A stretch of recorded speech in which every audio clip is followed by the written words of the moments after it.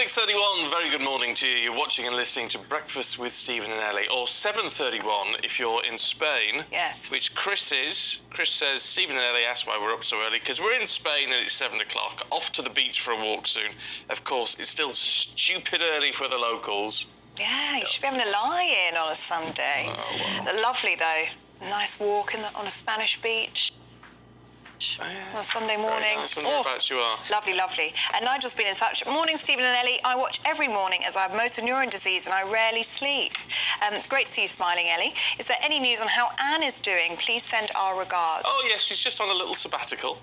So she will be back, but she's just having a nice break. A well-deserved break as well. Why not? And she might even be watching us. She often does, doesn't she? Yeah, she does. Morning, Anne. Morning, Anne, if you're watching. She's probably in bed then, let's be honest. She deserves it, because she wasn't expecting to... I talked when I started a year ago, I was like, oh, Anne, do you want to come and work?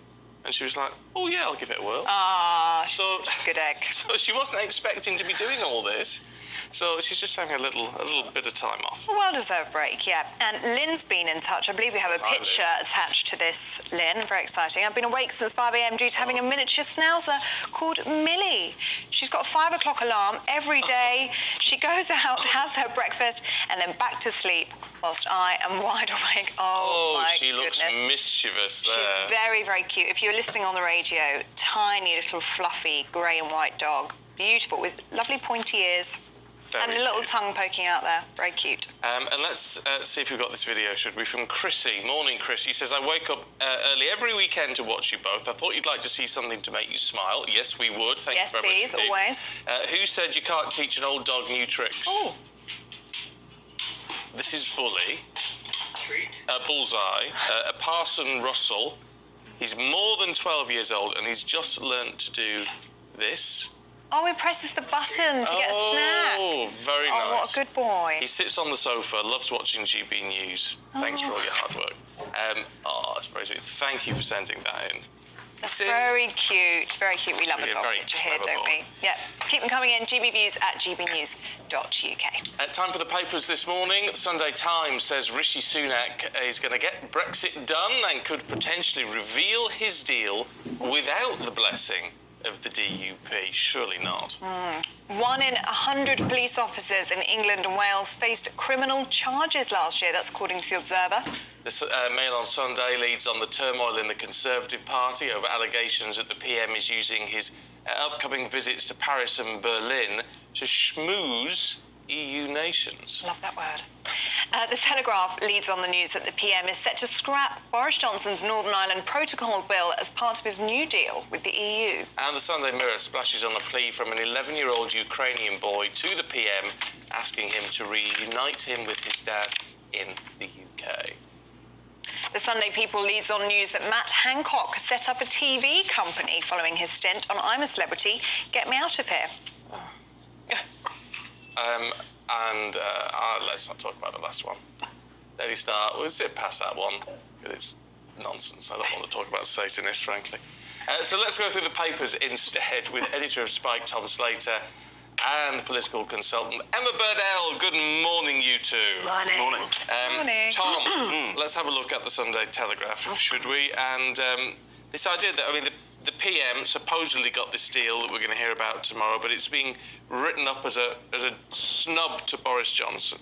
Yes, so the political and the personal kind of got mixed up here again, as they always have. Obviously, Boris Johnson's been making these kind of comments from the backbenches, kind of chiding Rishi Sunak for potentially giving in to Brussels, particularly on the Northern Ireland Protocol bill. But obviously, beneath that is the fact that this deal seems to be imminent. I know we've been saying that for some time now. And as the story kind of details, there's so many different moving parts to this. It seems like Sunak has managed to get some concessions on questions like VAT, state aid and so on. Also getting that green lane to allow goods that are only going to stay in Northern Ireland to be able to go there without many checks. But now that actually the details of it are imminent, concerns about resignation, Steve Baker in particular, who's a Northern Ireland minister at the moment, one of those original kind of Brexit Spartans. And I think in this discussion, it's often people like Steve Baker or the DUP are kind of caricatured as sort of mad purists. But I think it is worth bearing in mind that when it comes to Northern Ireland Protocol, the setup that was ushered in by that, keeping Northern Ireland in the single market, because this is an arrangement that no other nation in sort of comparable situation would be expected to put up with. It was a kind of consequence of some very botched negotiations. Which were handled by Boris Johnson. Well, this is precisely it, which is one of the things that makes it so rich that he's been piping up about this. This, remember, was his oven-ready deal, and it's turned out, as the cliche goes, to be thoroughly half-baked. But I think it's because it's become so long drawn out and it's quite technical and everyone just wants it to kind of go away. I think we can't ignore some of the fundamental problems and concerns around sovereignty there, which is why some people might not be very happy with it when it finally materialises. Right, Emma? It seems to me that Rishi has made a decision, and that's what's happened. And there was a lot of prevaricating for a long time. I'm not sure that he did the political management as well as he could have done. It seems that they weren't having the kind of behind-the-scenes conversations with the DUP, with some of the ERG, that they could have been trying to have to peel off the more soft members of those parties to make sure that they could be on side.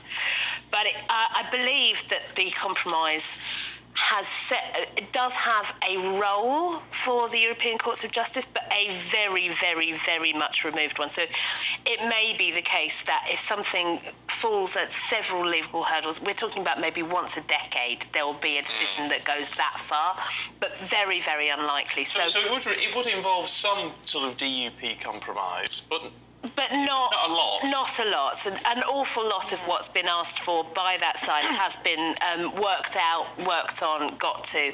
So it does feel like a deal that most people should be able to come together and support from both sides. Now it's a case of political posturing. Tom doesn't look very happy. No, I'm just not really convinced, because I think the problem is a lot of these things, as you say, have essentially in many respects are kind of cosmetic. So the European Court of Justice is still the ultimate arbiter of things under the protocol, but there's just more hurdles that have been put in the way. Similarly with these questions about VAT, state aid, subsidies, etc.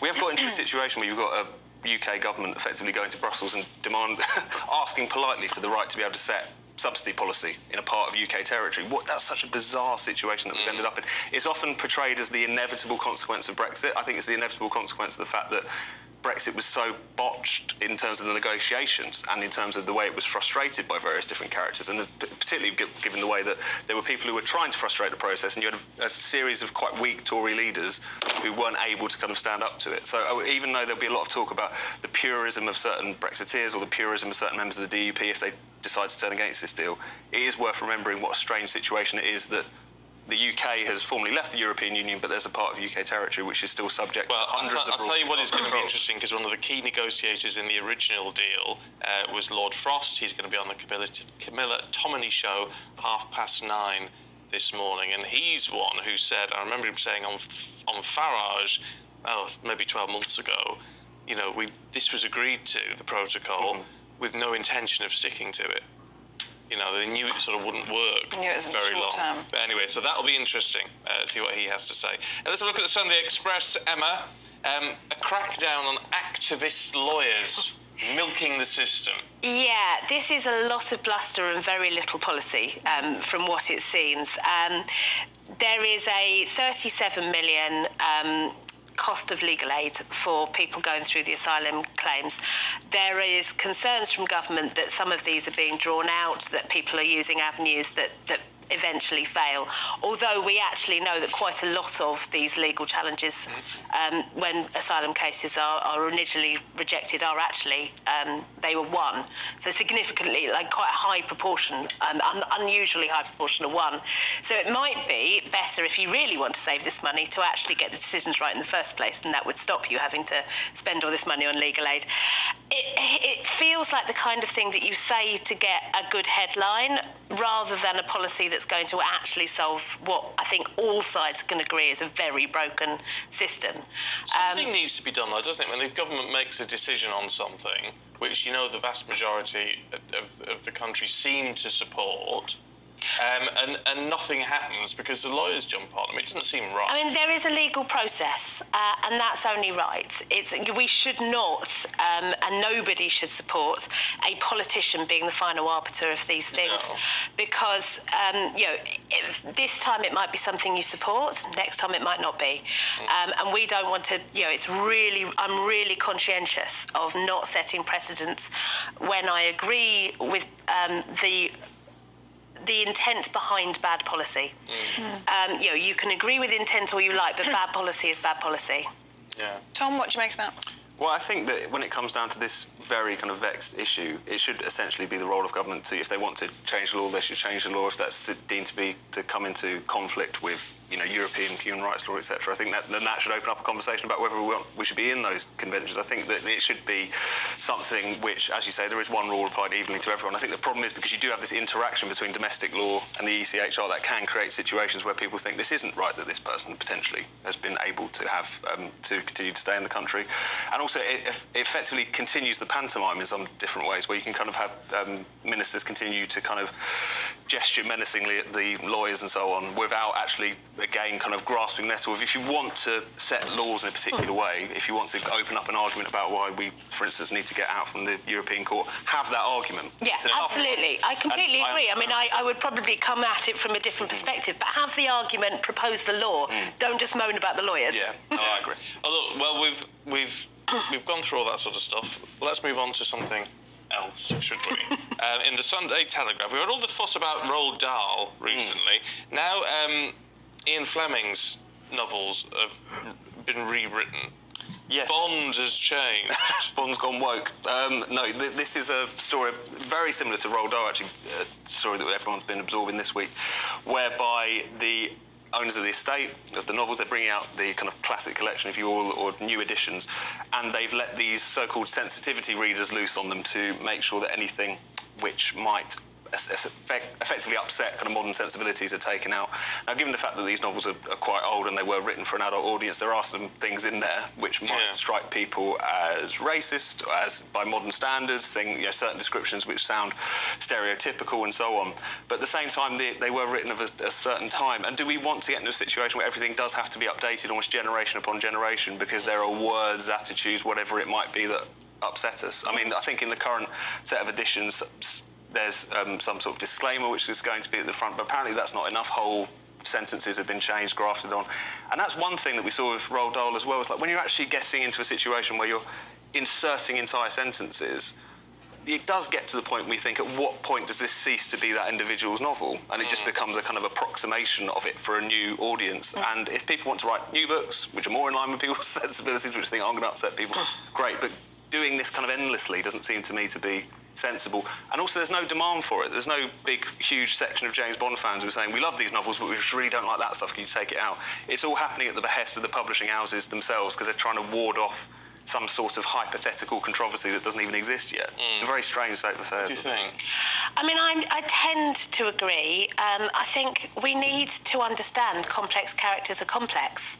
And even our heroes are... I mean, James Bond is a heavy-drinking misogynist, kills at the drop of a hat. This is not a guy doesn't have his complexities, and you can't write all of that out. That he is also demonstrating attitudes that were prevalent in the times that the books were written should be a discussion, not a closed down of discussion.